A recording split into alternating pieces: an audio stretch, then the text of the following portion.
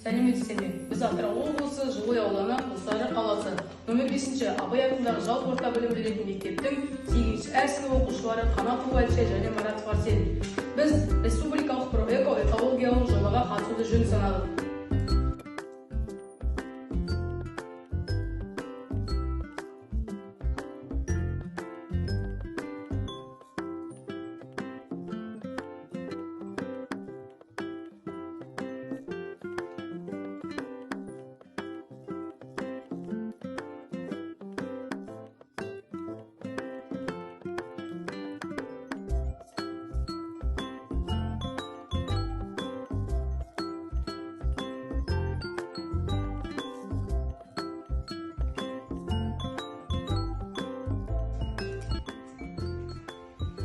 Біздің бұл жобаны таңдау себебіміз экологиялық ахуалды жақсартатын дизайнерлік макетті жасай отырып, қоршаған ортаны қорғауға, сақтауға шақыру, география пәнінен алған теориялық білімдерімізді практикамен ұштастыру.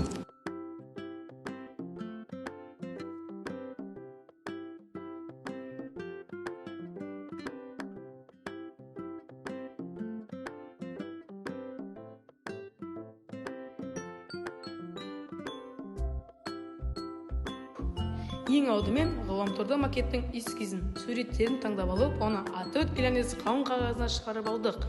Сондай-ақ тақтайдың орнына пеноплекс, ыстық бала желімдері, салфетка, фетр қағазы, жасы қоңыр түсі керек болды. Және де ең алдымен пеноплексті алып, оны екі бөлікке бөлдік. Бірінші жағына жасы фетр қағазын жабыстырып, оны эколог, ал екінші жағына қоңыр фетр жабыстырып, оны түтіне ластанған қала деп алдық.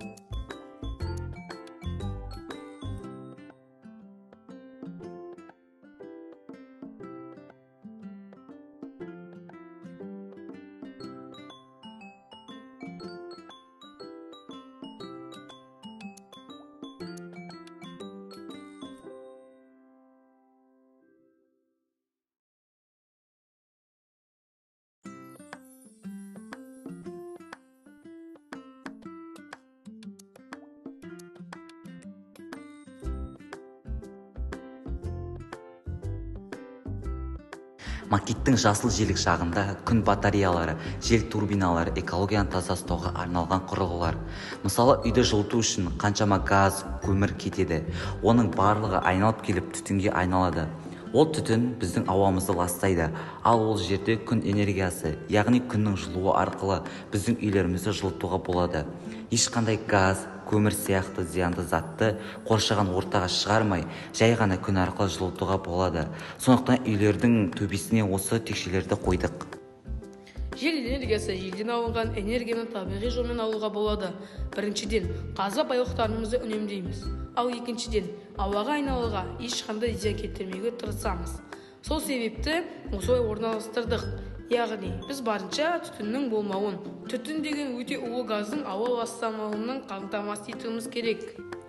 Қарасаңыздар, жасыл желек жағында велосипедпен адамдар жүр. Яғни адамдардың қандай да бір мүмкіндігі бар. Біраз жерге дейін велосипедпен баратын жолға адамдар машинамен барады. Машина ауаға улы түтін шығарады.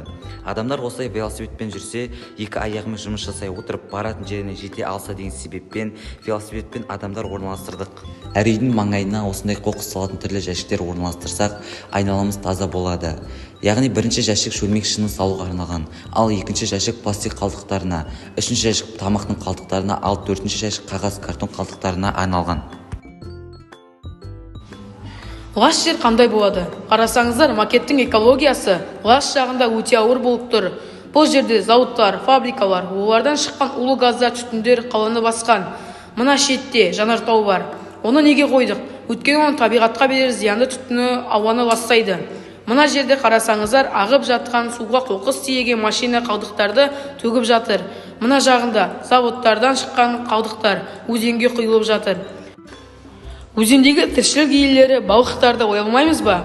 Өзенде қоқыстар, қалдық заттар шашылып жатыр.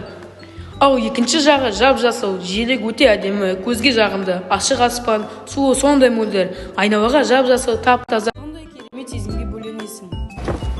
Макетті екіге бөлгеніміз сол себептен, балалардың көзі жетсін, қандай қалада өмір сүргісі келетіні айқын болсын деп макетті екіге бөлдік. Сондықтан қоршаған ортаны, қаламызды, ауылымызды сақтауға өз үлесімізді қосуымыз керек.